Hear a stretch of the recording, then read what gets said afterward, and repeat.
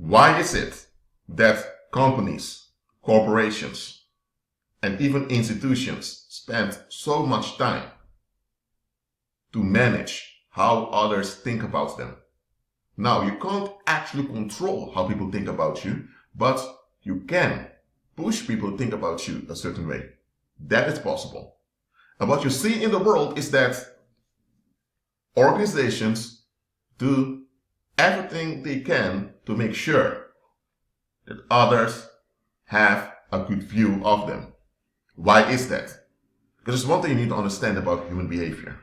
Human beings, they want to be around what's familiar to them. And something that's familiar to them will always have a priority. That's how human beings are. So if you want to matter to other people, you must be familiar to them. That's why they do advertisement. They expose you over and over again to their logos, to their products, and unconsciously you become attached to them. Whether in a positive way or in an aversive way, you are attached to them. So they become relevant. Because once you're relevant, people will consider you. And when they consider you, they're more likely to comply and cooperate with you. That's how human beings are. If they're not familiar with you, or if you don't fall in the scope of their familiarity, they will likely ignore you as if you don't exist. That's how fallen mankind operates. Believers who are renewed in their mind don't operate like this, but the majority of the world does not follow Christ, so that's how they operate. So, in this world, you have to trigger people to consider you important. Because if you're not considered anything important at all, any bad thing can happen to you. Formally, they may feel bad, they may have some empathy, but internally, it doesn't really affect them, so they don't actually care about it. Even if they have empathy, if you don't fall in the scope of familiarity, you're not considered relevant. And not being considered relevant by the world can have very bad consequences for you. On an individual level, you may end up being overlooked, and because you're overlooked, you're neglected, and because you're neglected, you'll likely die. Or if you're still alive, you'll become mentally ill because you don't connect well with those around you. As a group, it can happen that the group becomes a scapegoat and that they are victimized by the rest of the community. Well, being scapegoated implies that you are considered relevant, but it's a bad type of relevancy. But anyway, you can end up as a victim of a genocide as a group, and nobody cares. Look what happened to many of the Native American tribes during the colonial era. That's one example, if you're not considered important. So organizations, as well as groups in the world, they make sure that they are seen as economically relevant.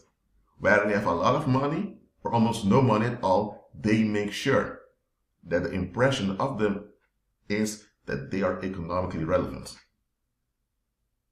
And truth being told, that is the only security most worldly people have, apart from paranormal covers.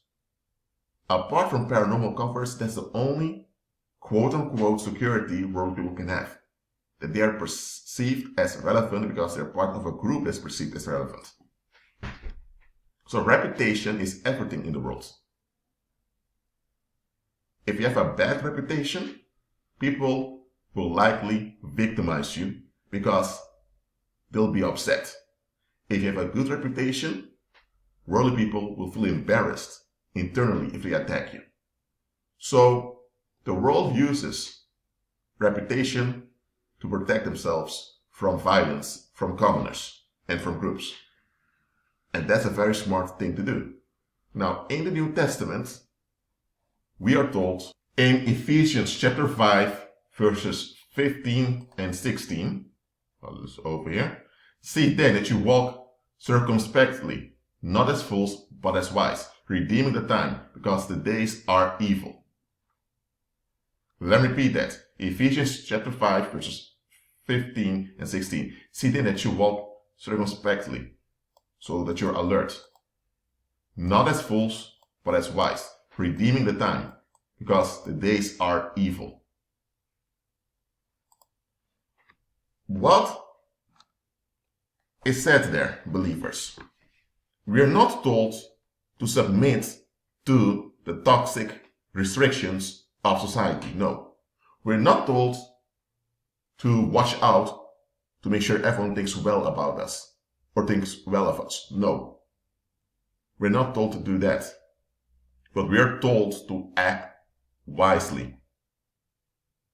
For example, let's say you're a believer and you live in a community where, let me say like this, where there was this military conflict several years ago, many people died, and it's a sensitive topic. And you see now that the whole society around you revolves around avoiding talking about this topic. But what if you figure out that there's something wrong with how people relate to this event? For example, let's say you figure out that, okay, this event had this military conflict, but a lot of the things we were told that happened didn't actually happen. So you see that there's fraud in this report. Now, is it smart for you to openly say that the report is fake, the report is false, that people have been lied to? That would be correct. And it would be the full truth. But it's wiser not to do that. You know why? Because the people are already traumatized by what happened. And if you come out openly say that they've been lied to, and you come with evidence, now they have to face that also. And a lot of those people don't even want to face the fact that there was a military conflict, let alone that they've been scammed. And they already have issues in daily life. So what's likely to happen? They will shut down. They don't want to hear anything about it, and they will turn on you, and they will blame you as if you're the one that troubled their lives. You didn't. You just opened their eyes to see that they were trapped and they need to get out. But here's the thing, they have no interest in getting out. They just want to be left alone. So when you openly say things bluntly like that, you may trigger violence and you may make unnecessary enemies. What you can do is hint to people about that, okay, there was a military conflict, so many people died, but if so many people died, how come that there's so many occupied homes? If a lot of people died, that means there must be a lot of vacant homes by now, right? When you ask them such a constructive question, you're tricking them to think for themselves. And if then they realize indeed something is off, then it's on them if they decide not to look into it. If they are highlighted that something doesn't add up, then it's their responsibility to figure out what doesn't add up. If they don't do that, then they cannot be angry at you later on. If they remain in denial and denial begins to harm them, then they can never look at you and say it's your fault. No, because you just pointed something out in a form of a question. You didn't force them to do anything, and now they don't want to face the truth. It's on them. If you openly come out and say things like that, they will feel as if you force them to acknowledge the truth. Well, they should be forced to acknowledge the truth because they should operate in the truth. That's their obligation. But if you do it in a covert, wise way, they'll still get angry when you have to face the truth, but they cannot blame it on you in any shape or form. If they try to do it, they will ruin their own reputation. So they won't do that. So as a believer, we ought to be wise in how we deal with stuff. Not wise just to prevent people from becoming angry at us because we shouldn't operate in the fear of men. Wise in the sense that we must examine the situation for what it is and act in the best way possible to glorify Christ. In the English language, you have this phrase called a cow in a china shop, or a bull in a china shop, or whatever. Think about it. If you have a china shop where you have all those delicate objects that are quite fragile, and you have a cow or a bull or some animal in there that's quite wild, likely that animal is going to ruin everything over there. So that phrase, bull in a china shop, or when it's a cow in a china shop, well, I'm saying bull in a china shop, it refers to the following. Sometimes you're in a situation that's quite volatile and you need to be watchful how you respond in a situation to prevent escalation. And that's how believers ought to walk. We're not walking on eggshells. We're not frightened that someone may be upset with us, something bad's going to happen. That's not it. Just realize that This is the state the world is in at the moment. And the world will always look for some excuse to violate us because we follow Christ. That's why we ought to operate in a wise way to divert their violence away from us. If we act in a wise way, as Christ instructed us, then they'll have a hard time accusing us and attacking us. But if we are unwise in how we do the right thing, because you can do the right thing and still be unwise, just like the example I gave in the beginning of this video. You mention facts to show people that something is off. And that's correct. You should do that. But if you do it too directly, people may perceive it as an attack. And if they perceive it as an attack, they will use their perception as an excuse to attack you. But if you do it in such a way that they themselves figured out something is off and they do anything about it, that they can never say you made them angry, that you ruined their lives or whatever, because they would look very stupid if they did that.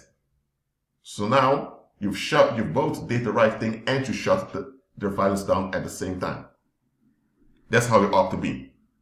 Don't leave any room for excuses to the world, because they will use those excuses to attack, to seek relief, and to get out of hand. And they will use it to blackmail us. So am I saying that you need to look out for your reputation? No. I'm just telling you, use your reputation in a Christ-centered way. Be at peace.